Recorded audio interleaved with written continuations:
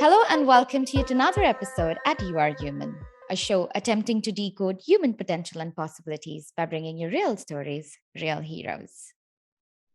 My today's guest is a poet, songwriter, rapper, activist, and an actor. The reason why I have him here today, it's a long story, which I'm definitely going to share later in this episode. But let's begin this conversation with a performance by him. So let's welcome Nicholas G. Sims.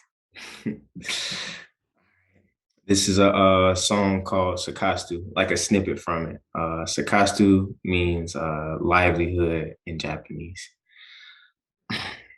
Look, never need a name. I was never it for the fame. I just try to stay in my lane, but I never be contained. Weak minds often get turned into major pain. I would never get stuck at home like my name was Dame. It's funny how the gang go. We tell you like the Rango. We approach you like the Django. There ain't no place I can go. There ain't no place I can go. Yeah, we getting bigger than ever. God just pulled up the lever. I'm getting straight to the cheddar. Yeah, I'm better than ever. Been smart, wise, and clever. Everything I do is stellar. Popping out like umbrella. They can't fit in my style. My drip flow like the Nile, all in the clouds like Kyle. They can't fit in this file. Made out of every situation. They said I couldn't and shouldn't, and even said that I wouldn't. Looking back as a child, I knew I would stay wild. Now I'm making my mama proud on everything that I compile. Trying to climb the ladder. My pockets getting fatter while people in constant chatter when they don't understand. I'm doing everything I can to trying to keep my head up, trying to run my bands up. I'm trying to run the stanzas, running in the field instead of making plays on stage. It felt like I was locked up in a cage until I busted out in rage. And then I changed the page. That's a costume. Yeah. Wow, those were some powerful, powerful, powerful words, especially in the end where you said that you're in the, from the cage, you're coming out, and, because of the rage. Yeah. And you're turning your page because we have the power to write our own history, isn't it? Yeah. Yes. Yeah. Like I would be making a song with like a dear friend of mine, Noble. And the most important thing I think when I was writing this was to kind of like make something that kind of reflected what I was going through in my past and where I'm at now. So it's kind of like somebody asked like what genre would you even put this in? I'm like, I don't know, it's hip hop, but it's also like my own little, hip hop, like reflection hip hop, something like that. I don't even know how I would even describe it. So, last year I was participating in slam poetry and I went deeper to understand what the history of slam poetry and even poetry in general. So, back in the days when people wanted to start a revolution, when they wanted to talk about things that, they're being suppressed from. So, they would go in the middle, in the middle of an area, Mhm. and they would just stand in the middle and they would attract the crowd by doing poetry or a rap or a song through which they would tell people what they feel Right, about this current situation that they are in, be it right, slavery, be it poverty, be it, being ruled by another nationality or another country, by another race, being ruled by them. And then the kind of feelings that, because even in India, I'm an Indian, and in India faced like 200 years of slavery. We had the Britishers ruling us. So even at that time, there's so much writings that are available that can show us or can tell us about what was the mindset of people back then. mm, So I think today we see songs that come and go, which are like, what is this? But I feel like what you have shared today has so much, again, as you said, that it is from your past, what you were feeling. Even there was one more line that caught my attention where you said that they said that I shouldn't, I wouldn't, I couldn't make it.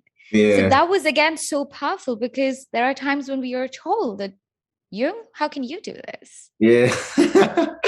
No, like honestly, yeah, like we're going to get into later into the podcast, but like honestly, when I did transfer from football into film, it was like a lot of people who really found it very far-fetched, like because where I come from, it's a really small city, and you know, it's usually you're an athlete or you are a rapper, but then it's like there's no in between. Like you don't really find too many actors or filmmakers where I come from. So it's Mm, kind of like I don't know if you're gonna be able to do that, right. but like we'll support you in a way, but not really. And that's how it was at first. And I was like, I don't really think you're gonna be able to do that, honestly. Even my parents at first, but yeah. Because you can't even blame parents because that's what they have seen. There's a lot of conditioning that goes on. And Right, I think parents, they come from a space of concern and love and care.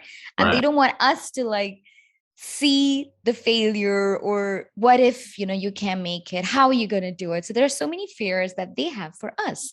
So right. I think our parents are always a challenge to deal with for the right reasons. Yeah. And, yeah, and I realized that that's why I wasn't really too like, I guess like aggressive in my approach as far as Mm, like wanting to voice my passion for acting. Like I wasn't really like just like why you not understand me? But I yeah. understood from the aspect of like, okay, they may have not been around a circle of actors, or they might not know what it is to even be an artist, you know what I'm saying? So it's like, Mm, how would they know? How yeah. can I blame Yeah. them for questioning? Like they've seen like, I guess what you see on TV, like this struggling artist. I guess Mm, they want me to mm, be this struggling artist. And right. that it makes a lot of sense. So yeah, Mm. I didn't. That's why I wasn't really too hard on my parents about that. But yeah, I understood. But now you understand. Yeah, that's Yeah. amazing. So your writings, are they always inspired by your own life's journey? Or is it if you see something that's going around and you tend to write even about that? Like what inspires your writings? Um, a lot of the time it's like a reflection of what I'm going through, what I've experienced. And Mm, also like I feel like every artist, it doesn't matter like in what capacity. I feel like mm, our duty is to serve and like, protect the art. So like for instance, when the Black Life Matters movement was yeah. going on. Yeah. And then we had this Asian hate going on. I felt like, man, a lot of artists really stepped out, whether it be through photography or painting or even music. I felt like a lot of people like really dug deep and like was reflecting the times that were going on now and trying to help people heal from it. And I like making music like that as well. So yeah, What is your feeling about hate? Because hate is such a strong word, right? yeah. I think it is Um, such a strong word. And today we use it so casually. Oh, I hate this food. Oh, I hate yeah. that thing. What is your sentiment about hate? Um, I don't use the word. I don't use the word at all. Like honestly, even when my friends say it, like I make sure to like double check with them. Like, okay, like, are you sure you want to like? You sure you hate this specific person? You sure you hate this specific thing? Because hate is a really strong word.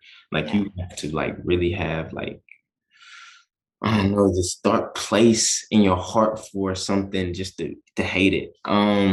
I feel like I come from a very, very, very compassionate family.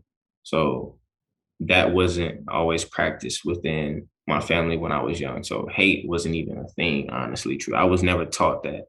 Um, Wow. so like honestly, I feel like the world should always show we should show each other compassion regardless of the circumstances.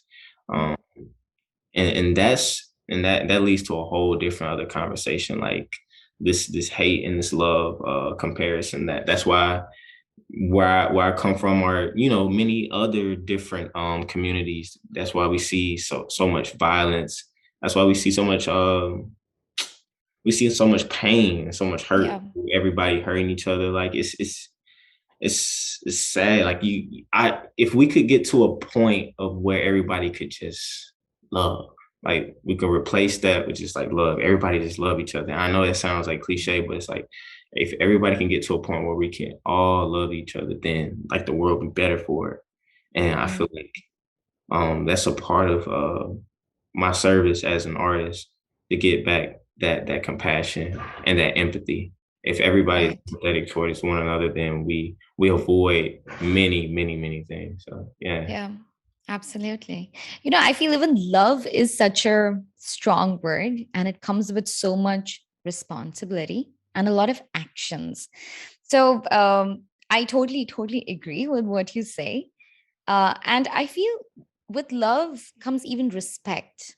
I feel like if we start acknowledging the existence of another being, we start acknowledging that he or she or they are also made up with the same matter and spirit the way I am.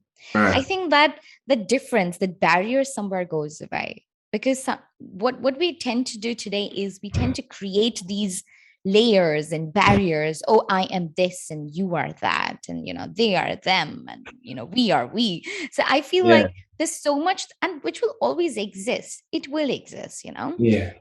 in every time. Like if you look at history, this has existed. There are always going to be differences, but if we can dissolve the way we see, the way we look at each other, if we just change our lens, I think that, and what you rightly said about compassion and empathy, I think that's something we lack today as a race. We've just become so much about me. And I think there are so many reasons. There's a lot of anger, even hate. Like when somebody says, "Oh, I hate this," Right. sometimes even I don't know what's the feeling of hate. Maybe I'm just angry. Maybe I'm just like, being arrogant. And we just Right. define that feeling as. So yeah, I think it's a very when I'm just sitting by myself, I will get in this zone and I try to like analyze when somebody has said something. I was like, where is this feeling coming from? I don't think that's hate. Like when she said she hates him, I don't think she hates him. She's just angry at him. So I sit back and tend to like analyze to understand where that feeling is coming from or what that feeling is. Right. So, And that's yeah. important that you take time to like really try to understand and analyze somebody's feelings. A lot of the time, that's where hate is, derived from, because we don't take the time to like communicate our feelings or listen to somebody when they're like even going through something. And this is probably like just really specific, but like when you said like you really take an account of somebody's feelings, like Yep. you really have to take the time to like try to hear somebody out and not really validate their feelings and choose them for you, and that could prevent a whole lot of problems, honestly, Yeah. if we could Absolutely. just communicate with each other. um Communication. Yeah. yeah, 100%. that's really important, honestly. So yeah, like yeah, what you just said was perfect. Yeah. So, Nicholas, I know it's past midnight, which is something you don't stay awake, a lot. I want to know, because you're a morning person. I want you to share it with the audiences and my listeners, because when I Okay. met you, you were narrating me about your morning routine. So, can you share a little more about your morning routine with everyone? Oh yes, of course. So my morning routine is probably like it's not unorthodox. Probably the military goes by it or something like that, or any other person who's trying to succeed in life, like Jay-Z, for instance. They probably follow up Mm, by this. But I wake up at 5 a.m. mm, I get on my knees and I pray. I thank God for waking me up, and also want to guide me towards my excellence, forgive me for my sins, and just build me up for the day. And then also after I pray, I follow that by meditation. And then after my meditation, I usually, depending on what's like going on, um, if I had an audition, I might change my routine around and try to mm. read that audition early in the morning so I can get it in my body and get familiarize myself with the character and stuff like that. But if I don't have anything at the particular moment, I take time to just bump in my journaling. I journal and I Mm. reflect on what happened yesterday and how I feel in the morning. I make sure to do that because I feel like that is just the best way to like kind of clear your mind and really Yeah. understand yourself a little bit more. Um, you know, you're always like trying to figure yourself out more and more and more. And it's like, how can you walk into this whole other character and you don't even understand yourself? And it's like, how can you even be in a relationship with anybody, whether it be friends or just being intimate, and you don't even know yourself? So I think Mm, that's really important. I also do like voice and movement. I make sure I warm up my vocal cords, and like I do these crazy movements. Like I release my jaw and unlock it, make sure that I'm not tense. Even when I perform, I loosen up my chest, um, mm, and make sure that I could speak with really strong inflections, and make sure that I'm grounded and I understand my voice and I can use it to the best of my ability. That's very important. And that can go from singing to just talking and understanding like the range in your voice. I think that's very important. And then I take the time out to read, whether it be a book that I'm reading at the time, whether it be a book that by the way, I'm always trying to understand the craft a little bit more and more each and every single day. Like the thing I love about this craft, and I think it go for anything in life, you can never master this craft. You can never be good enough. Therefore, you can always learn something. Like I could be Lord, I hope I live this long, but like it can be like 80 years old, and I could still be like learning, because it's really impossible for us to live in every circumstance. mm, We haven't lived every single circumstance. Therefore, we don't understand every single circumstances. So it's really important for somebody like me to ground myself in the craft and understand that I have a base. And once I have mm. a base, then I can match a talent for a talent. And that has helped me having that mindset. Like I'm not a master of this craft, therefore I have something to learn each and every single day. So yeah. And I watch interviews. I tend to watch a lot of interviews of actors that I like to watch. Like for instance, like right now, my one of my favorite actors right now is Jonathan Majors. He's a really talented actor right now. But I really like the way that I really like what he talks about in his Mm. interviews.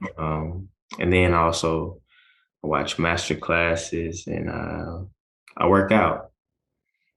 Yes, that's the most important thing. Yeah, I work out to try to keep figure. So yeah, I mean, but yeah, I do all that in the morning, which is crazy to say it Wow. loud, but yeah, yeah. So yeah, that's all I do in the morning. That's a lot of things getting done, first thing in the Yeah, morning, isn't it? it feels good. It feels good. Like once you complete that routine, you feel like you Mm. can like really attack anything. You can attack the day, and you have room for like so much more like to do. Like Yeah. even like after the routine, I still have stuff to do. Um, oh yeah, yeah. Like I'll even like pick up a play. And I like reading plays. Mm. And I also like just doing monologues, random monologues sometimes. But this month has been so busy to the point where my auditions has been serving as that. So I've been getting Right. more than enough practice. So yeah. Well, that's amazing. I mean, congratulations to you. And I wish you all the best that you Cool. nail probably all the auditions. Yeah, we always praying. Yeah, that's the tough Yes. part about this job. You get so close, and Yeah. you could be one person away, but you can't get too high, you can't get too low. That's I always teach myself. I stay even kill, and I realized that I mean, first starting out, you want to be like, oh, every role is for me. Like literally, every role is for me. And now, I mean, you got to take into account that that writer, he or she has a vision. That producer, he or she has a vision for the particular role that you're going out for. You might Mm, kill it in the room. You might have one of the best auditions like you ever had in your life. mm, And they might even think that. But visually, they still have a plan for what this character should look like, how they should approach the role, everything. mm. And so if you don't fit that, that's okay. Like it doesn't mean that you're bad or you should quit or anything like that. It just means that that particular role wasn't fit for you at the time, but they're gonna find something for you eventually. Like it's gonna break through. You just gotta keep going. Like, and that's what keeps me going. I like I don't I don't audition to win a role anymore. I don't audition for that. They already gave it to me in the audition. Therefore, that's why art is so precious for me, because it's like literally you have limited time. Even if you do get booked a role, you still have limited time with that specific human being. And I don't call it a character as much. I call it a specific human being. Y'all are sharing space together, and it's limited and it's very intimate. You have to trust that human being to walk in the space, and y'all share that space together. And therefore, once you are done with that particular art, it's not yours anymore. You're giving it off.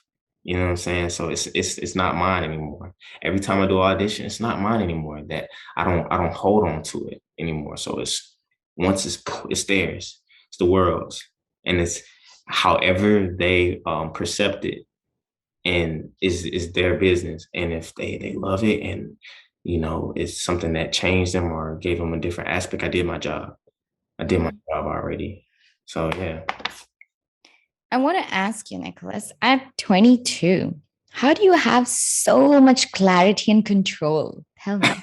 Because I'm just in so much awe the way you talk, the way you are, the kind of understanding you have about Yeah. yourself and your mind and what you want. And, having this clarity, because I have friends who are in this industry too. Mm. And I have never, and even I watch a lot of celebrity interviews, but I've never heard someone talk this way about the Yeah. craft, about the art, and about how you have to detach yourself from, not getting it. I absolutely love when you said that there is no day where it's the highest high or the lowest low. I mean, you're Yeah. not never gonna get there. So, Right. what's your secret? I think I think with anything, like when your heart is like fully invested in something, Mm, like that love, that passion, it overpours. And right. so honestly, I'm not on this podcast to be like, I'm gonna say the right things, but or I always know what to say, but my heart, it always leads me to saying like the specific right thing at the time, because like I'm in love with the craft, and I treat it like it's my livelihood. And I think once you fall in line with your craft like that, or whatever you're doing, it doesn't matter what you're doing. Like I could be a street sweeper or a trash man, but if my heart is in it, I'm gonna always have this very positive outlook on being a Mm, trash man, or this deep love for street sweeping or something like that. But really and truly, I've gotten to this point was because I really fell in love with the craft. That's all. I mean, honestly, I really fell in love with the craft, and I got to know myself better through this art form, and therefore it aligns with my purpose as well.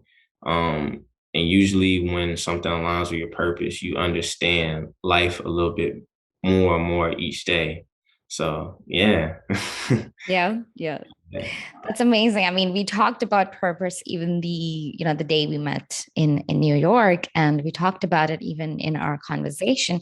I will come to that question a little later Yeah. because I think that's something I would really, really want you to, Yeah. narrate again, and I would want to hear it, from you to refresh my memory of it. Yeah. But I want to ask you, how was your childhood? You come from a family of a veteran. I mean, how was your childhood? Was it like too disciplined? Because the kind of morning routine you have, you're already so disciplined. Is that a Yeah. habit that you carry from your childhood? Yeah. Yeah. Well, my mom and my dad split when I was young. So my mom, she was a gospel singer. And my dad, he was a very, very, very, very stern guy, but he always made sure that I had everything that I needed. And my mom was a relaxed one, and my dad was very disciplined. Um, he's a senior sales specialist at Terry Thompson right now.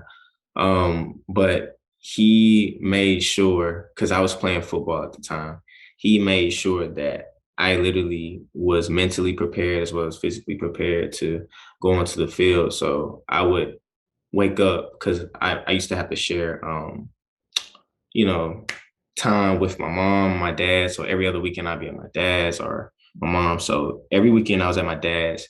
You make sure I get up in the morning and I do my push-ups, however many I could do at the time.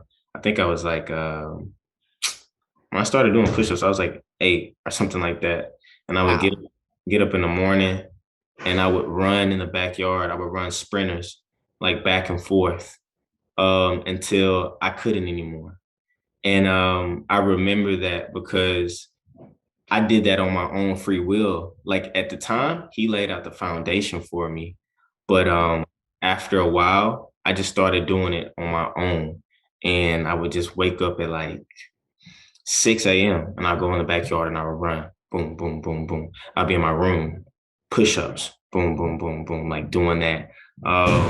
Even at the time, I would be passionate about completing my homework just so I could do some more work and be disciplined within the sport and learn it. And so I could watch.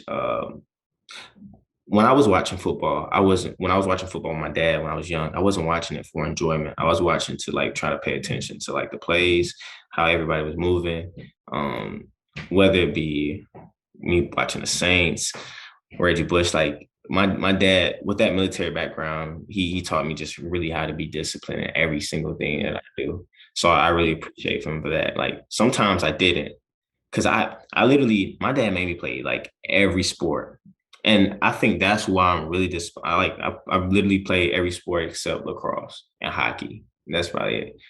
But yeah, that's where I get it from my dad a lot. My dad. Yeah. Yeah.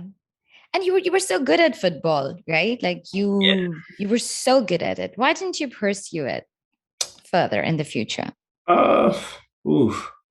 I mean, wow. That's a good question.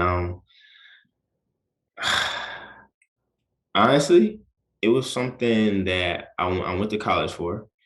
I went to play Division I football. I signed with the University of Toledo. Once I got to the University of Toledo, I really figured out that I wasn't as in love with the sport as I thought, Hmm. but I still wanted, I guess, what came with it. And I wasn't playing for the right particular reasons.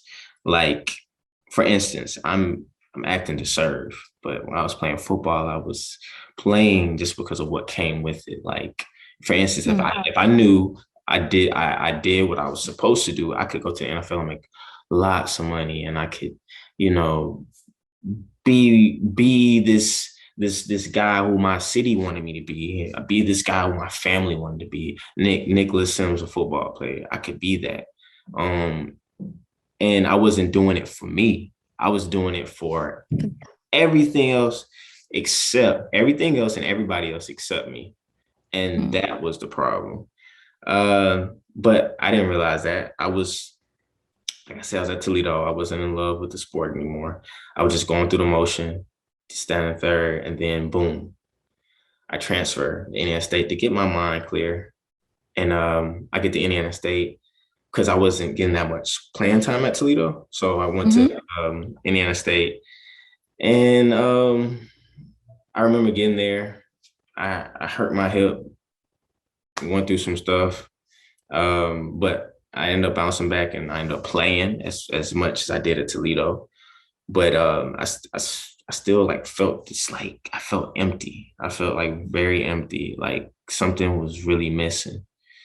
Um, and I remember because my first time with acting wasn't in college. I had been acting way before that, like in church plays, and I even did like this play that was traveling down south with my mom because she used to do them too, called Hear the Voices Ring. And that was my first time being on stage. I think I was like around 9, like dancing on stage and doing stuff like that. Um, I remember I needed an extra elective my high school, my senior year. my senior year in high school. And I took drama. And my drama teacher was like, all right, we gotta do this monologue competition. I didn't even know what a monologue was at the time. Um, did a monologue from Fresh Prince, and we did the competition was regional at first. Then I won that. Then we ended up going to the finals, and then I got superior. I got a perfect score at the finals. And after that, I never thought about acting again. They were like, "Are you crazy? Like, you need to go like try out for Juilliard or go to Pepperdine or go somewhere that has the arts." And I was like, "No, I'm going to play football." So when I got to Indiana State and I was searching for the void, and I were back there, I was like, what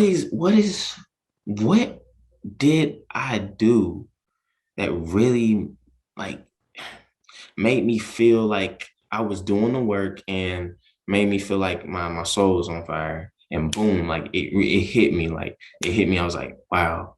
I remember that time I was at the Trump Hour Festival and I was acting, and it felt like I was like floating in space or something like that. It felt like I was unreal, like a euphoria type feeling.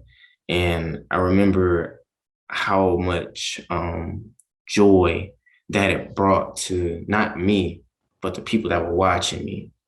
And they were connecting with my art and they were using it to, I guess, heal or, bring up a past memory that they had never brought up. And I remember the first time I was at Trump Hour, a lot of people came up to me talking about, man, like you brought up a memory that I didn't even know I had, or I healed from that. Like you have a gift, da da da. And it wasn't about me having a gift. It was about me like serving. And I remember that. And I was like, wow, I want to do that again. And it's funny, I got sick during spring camp in football and watched the Marvel series. The Endgame was coming out that week. And I saw how much fun they were having on screen. I was like, I want to do that. And so now I'm shifting gears. I don't want to play football anymore. Like this is what I want to do. I want to act. I want to act. I don't want to play football. Like I see myself doing this for the rest of my life. So I finished out the season. I told my coach, like, I quit. Like, he's like, what are you talking about? I told him. We sat down and said, I quit because I found something I want to do in my life and I don't want to waste time. I don't want to waste time doing it. I'm playing for all the wrong reasons. When you miss your calling, I feel like you're doing an injustice to humanity. Humanity needs you to answer your calling so you can move the world forward in a better direction. I needed to answer that call in order to be where I'm at right now. If I never would have answered that call, I would never be in New York. I would never meet the people that I was supposed to meet, help the people that I was supposed to help, be in the projects that I was supposed to be in. I would have never been here if I would have never answered the calling. And that's why I feel like overall I quit football, because the moment that call was coming in, I was like, it's time to answer it and just move on. This chapter is end of my life. It's taught me a lot. Therefore, let me move on into a different direction of my life. And that's what I did. And it's been very rewarding, much, much more rewarding than I can ever imagine. So yeah, it's been amazing. Answering the calling is just so powerful. I think it's been a couple of years back when I was attending this discourse, and in that she was narrating, where I go for my spiritual practice, and I was told that we get this calling from within, but today we are surrounded with so much noise around us. Like the TV's on. It's just a metaphorical way of giving outside noises, but there's so much noise even within of our own wants, our own emotions, our own thoughts. There's so much clutter and chaos within that sometimes we are not able to. Probably we hear the phone ringing or the calling ringing within us, but we are just so surrounded by this noise that we don't want to go pick up, or we're just so busy doing other things where we're just so like, okay, you know what? Let it ring. Let me not answer it. And in Yeah. the worst scenario, we don't even hear it. It is ringing, but we are just so consumed by the outside or by the emotions within that we Right. don't hear it. So I feel like, you know, while you were narrating that, it just took me back to that the discourse, and I feel like you're so blessed, and you're so.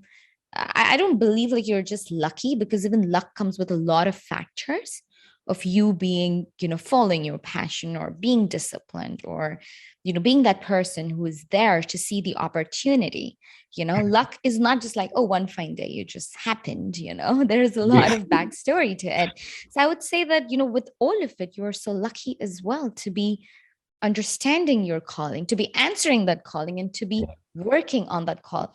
Many people do answer that call and they know, okay, this is my calling, but then they don't act upon it. There are so many Right. factors that push them to not, you know, act on it. Maybe they themselves are, you know, pulling themselves down. But I'm just so happy, you know, to see the way you are working towards your calling. And that's so amazing. So would you say like this is your purpose, serving people through your art? Is that your purpose? Yeah. Yeah. Cause um, yeah, cause a lot of people get purpose like really mixed up with like what you do.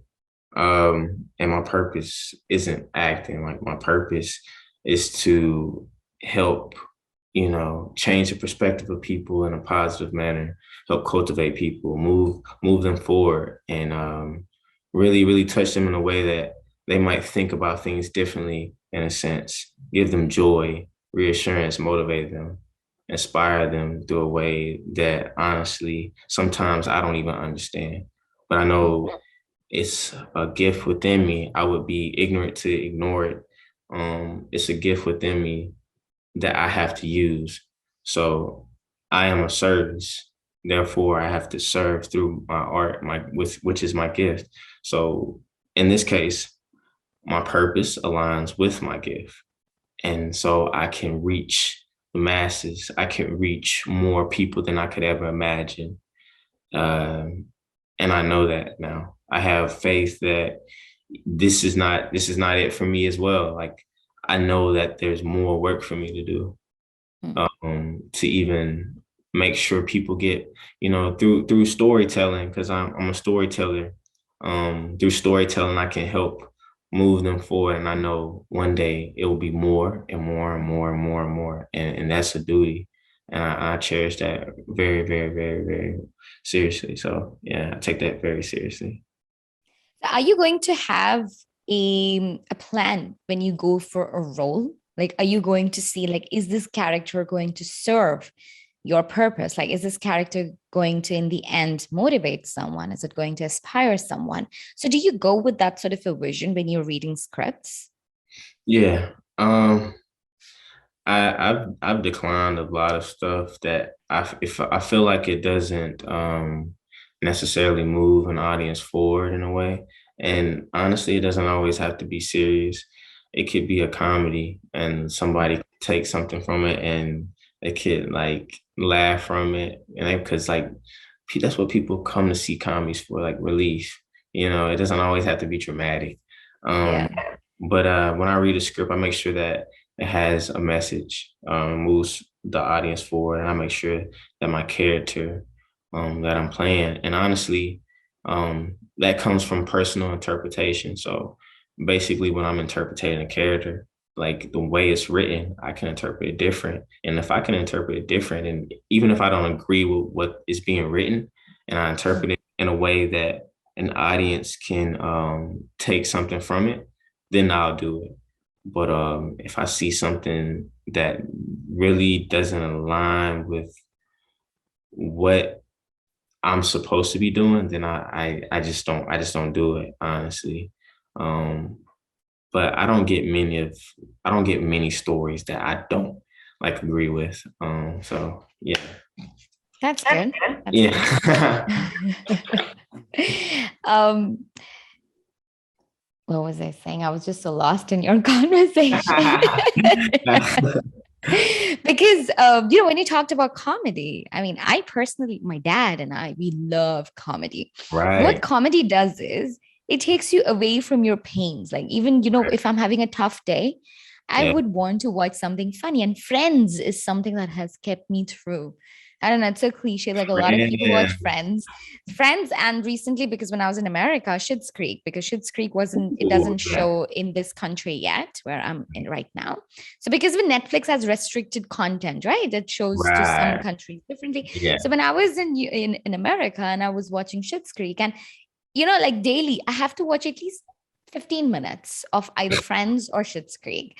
So, it's just such a great stress buster, and I absolutely love it. And I feel what you are doing is something aligned to, like, your vision is on the same path. Like, you either do something that's going to let people forget their pains and their miseries, even for Yeah. that brief amount of time, and Yeah. give them a good night's sleep, or somewhere where they can learn, Right. motivate themselves, get Yeah. inspired. I mean, that's even the same reason why I started podcasting. It's not always funny. I'm not a very funny person, although I'm very funny to myself. Now you Thank you. funny. That goes on record. I'm going to play it like a zillion times to everyone. Yeah. Someone said I'm funny. So I just feel like, even through my podcast, I'm just trying to, as you said, like, you're a storyteller. Even I feel like it's my way of bringing out stories of different people, such as you, and the other the other guests that I've had. Right. And believe me, even when I met you, that day at lunch with Kevin, you and I, when we were having lunch, and I was absolutely blown away, when you narrated that you were a footballer, and then you stopped playing football because you were in it for not the right reasons. And it completely blew my mind.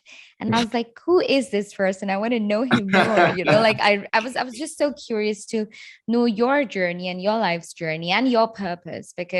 And when you said you were 22, and I was like, wow, at 22, I did not know what clarity I had. And it is amazing to see the kind of clarity you have, the vision you have, and the way you're just so disciplined and passionate. So I would say that, because when I'm a very spiritual person, I would say that God has chosen you for a reason. And he's put you on this planet. He's put everyone on this planet for a reason. Right. So but I'm so grateful that you have realized that reason and you're walking on that path, Nicholas. And I Yeah. wish you all the best in your journey. Yeah. And I'm so grateful that we are having this conversation and we Yeah. met in this, because on this planet, we have what, about 70, 80 years if you're lucky. So it's a very Yeah. fraction time, that we're going to live. The sun has lived here for billions of years and it's going to live for billions of They're gonna years, isn't live. it? They're gonna live. Yeah. We are just for, this minute little time. And I'm Yeah. so grateful that in this brief amount of time on this planet, I got this opportunity to meet you and have this conversation with you. So I'm No. just so grateful. So No, thank vice you. versa. Vice versa. Like we have a very limited amount of time on this earth, and sometimes we don't realize that at all. So I take advantage of each and every single day. And honestly, try to spend the most time I can showing love and being at peace and making sure I help somebody each and every single day. Being kind. Yeah. We have enough coldness like in the world. Like just show kindness, make somebody laugh, Yeah. um, motivate somebody, take somebody out of that dark place that they may be in. I mean, I feel like that's what it's all about at the end of the day. Like I'm not really too focused on leaving a legacy or leaving a mark. I just want to help somebody um, move forward with their life or be a better person or make, make particular decisions that they don't even really know how to make. If they ask for my advice, I take that very seriously. Um, or showing another artist my lenses and how I see things. I think that's very important. Showing compassion towards each other. Like that's the biggest out of all of them. Compassion. That's it. Yeah. If I could leave this world with like anything, like honestly, if I was to be gone tomorrow, like I would try to make sure like I emphasize like hey, show compassion towards one another. And that's not me just like saying that. Like I really, truly, genuinely like mean that. Like, yeah. So that's what I just live by. That's Yeah. amazing. That's amazing, Nicholas. I mean, God bless you and more power to you for this. And I'm definitely sure that you would do as what you're saying, because I've met you and the way you are, you're so powerful. You have it in your eyes. I can just, you do. You have such powerful, powerful eyes. Nicholas, as a sign off, is there any message that you would like to give? I mean, there's a lot that you have said already, Yeah. a lot of takeaways for each one of us, for me and for all the audiences who are watching and listening. But is there any last few words that you would like to give it as a sign off for this podcast? I just want to say, if you're an artist, you're working towards something, and you feel like that next thing isn't breaking through for you, remember, like all economy cars are going, they're going, they're going, they're going, they're going. But you got a Lamborghini, you got a Ferrari, that foreign car, it's sitting in a lot. It's still a foreign car. It's still finer than any of the cars that you see moving. It's still there. It just needs that certain person to purchase it and activate it. And once it activates and it gets on the same road, you're gonna see that Ferrari zoom past all of these other cars. And that's a certain thing about life. Sometimes we get caught up in what everybody else is doing, what everybody else is doing. Like you see movement, you see movement, you see movement. You have to trust that the journey and the path that you're on is specifically designed to get you where you need to go. And once you're activated, you're gonna fly. You're gonna fly. You're gonna be just like the Ferrari, you're gonna be just like the Lamborghini. But just remember, like, even if you're an actor and you're saying, I want to be an A-lister, you're already an A-lister at heart. Just you need somebody to activate you. You know what I'm saying? There's nobody like you. There is nobody like you. You are unique. You are filled with joy, love, compassion. Like you have all the tools in the world to be who you want to be. So walk in that purpose. And so that's what I leave you off with. Yeah. Thank you. That was amazing. I mean, I think I can just listen to you all day. I can continue having this conversation. I'm just so feeling terrible that it has to come to an end, and that's what life is all about. Oh yeah, no, Things yeah. to come to an end, and I am so grateful to you for doing this. And I've had I'm so grateful. much, so much, so much fun, and it's a very deep conversation today. And with you, it's always been deep, meaningful conversations. So thank you for being so Yeah. compassionate, kind, and passionate that you are, and sharing your life's journey with us, and sharing your morning routine and your secrets. I'm sure a Yeah. lot of us have got inspired, through this conversation. And yeah, thank you for being on the show. Oh, I appreciate it. thank you so much, Jack. Thank you for tuning into today's episode. If it has inspired you, even slightly, then please like, share, and comment. See you on the next one. Until then, remember, our time is limited. Let's make the most of it. Keep watching You Are Human on YouTube and listen to these amazing conversations on Spotify and other audio platforms.